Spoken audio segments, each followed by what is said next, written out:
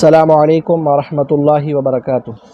الحمد للہ رب العالمین والصلاة والسلام علی خاتم النبیین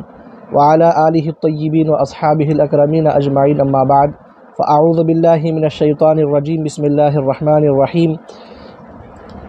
وعن عوف بن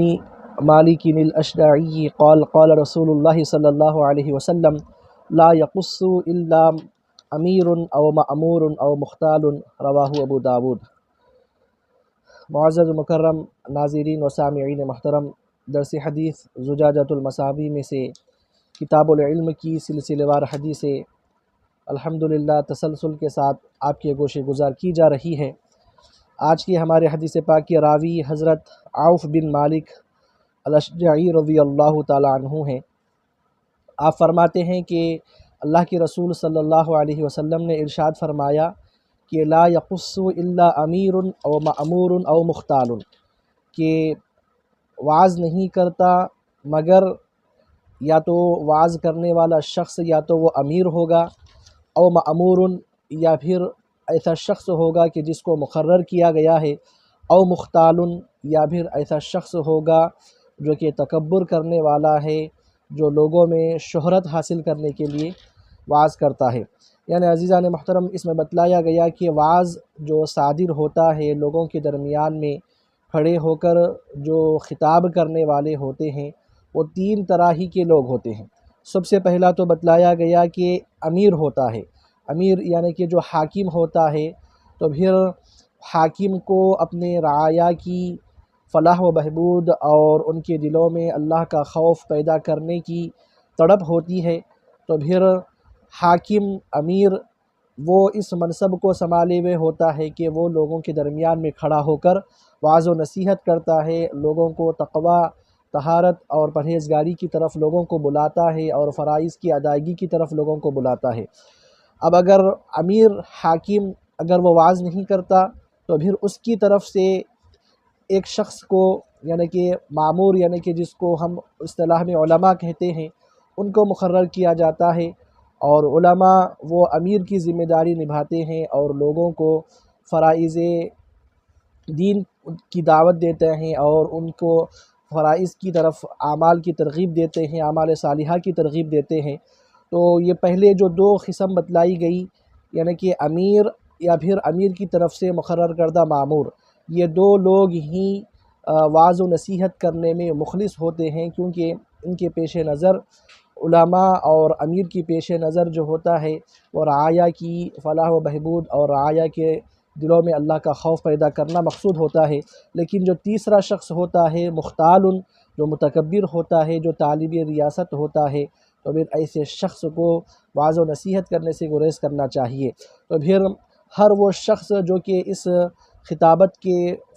فریضے کو سنبھالا ہوا ہے، منصب کو سنبھالا ہوا ہے، تو پھر ہر ایک شخص کو اپنا جائزہ لینے کی ضرورت ہے کہ دیکھیں اگر اس کے دل میں واقعی میں اللہ کے مخلوق کی اصلاح اور ان کو فلاح و بہبود کے لیے اگر اس کے دل میں جذبہ ہے تو پھر اسی کو چاہیے کہ وہ وعظ و نصیحت کرے۔ اگر نہیں کوئی یہ چاہتا ہے کہ لوگوں کے درمیان میں اس کو شہرت حاصل ہو اور تکبر اس کے دل میں پیدا ہو جائے، تو پھر ایسے لوگوں کو جو ہے سنا وعظ و نصیحت کے منصب سے دور رہنا ہی ان کے لیے بہتر ہے۔ اس حدیث پاک کو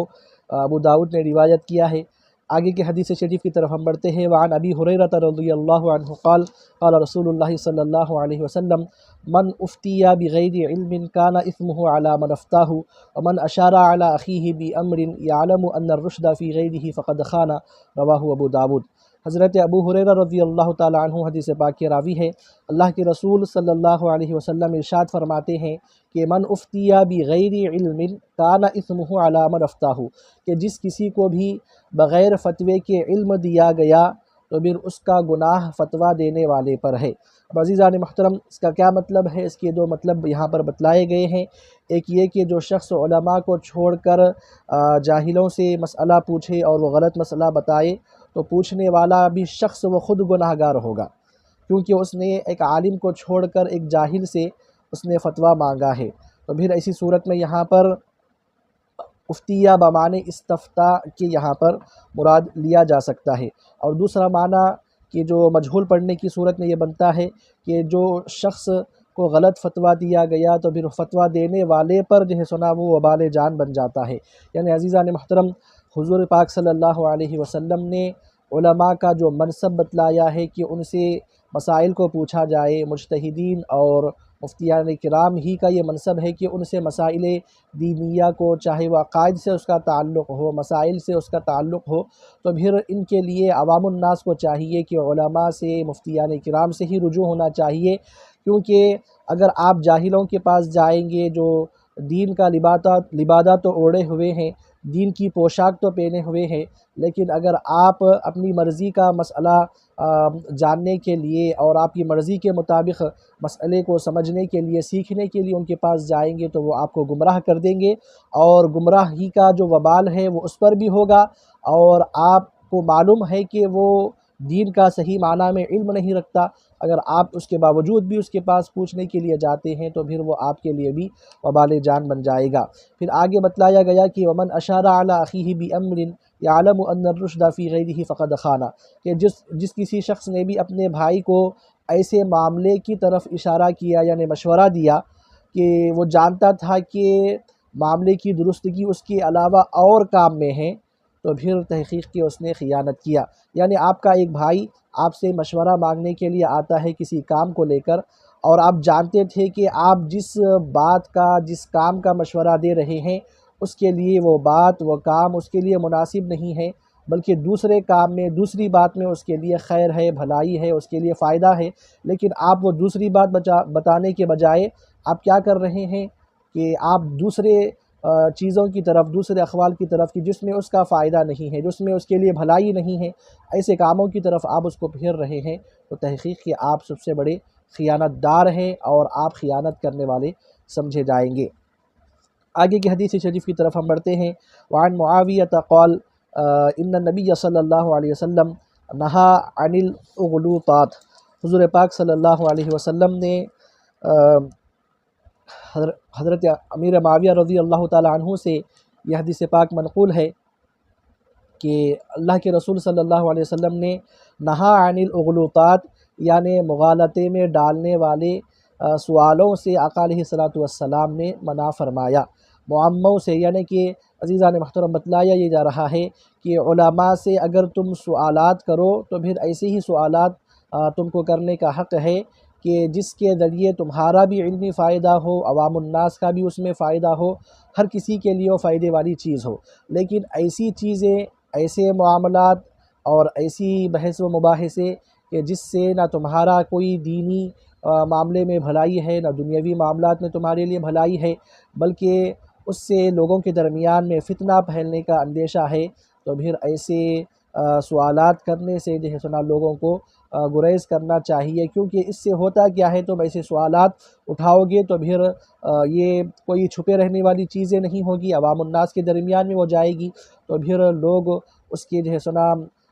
جو اس کے اندر جو الجھنیں پیدا ہو جائیں گی لوگوں کے درمیان میں ان مسائل کو لے کر، تو پھر اس سے مسلمان ایک دوسری جو ہے سنا سمت میں چلے جائیں گے، جو فائدے والی ان کی چیزیں ہیں، جو فائدے والے ان کے لیے سوالات ہیں، اس کو چھوڑ کر، کام والے مسائل کو چھوڑ کر جو ہے سنا وہ غیر ایسے کام میں پڑ جائیں گے کہ جن کے اندر جو ہے سنا نہ ان کا کوئی دینی جو ہے سنا بھلائی ہے، نہ کوئی دنیاوی بھلائی ہے۔ تو پھر ایسے سوالات کرنے سے بھی علماء سے بچنا چاہیے، کیونکہ ایسے کام کرنے میں مسلمانوں کو فتنے میں ڈالنا ہے اور مسلمانوں کو تکلیف میں ڈالنا ہے۔ تو پھر اسی لیے عوام الناس کو، اور جو کوئی بھی شخص علماء سے سوال کرتا ہے، چاہے وہ دینی مسائل کے تعلق سے ہو یا پھر دین کے عقائد کے تعلق سے ہو، تو پھر ایسے ہی مسائل میں اس کو سوال کرنا چاہیے کہ جس کو لے کر اس کا یا تو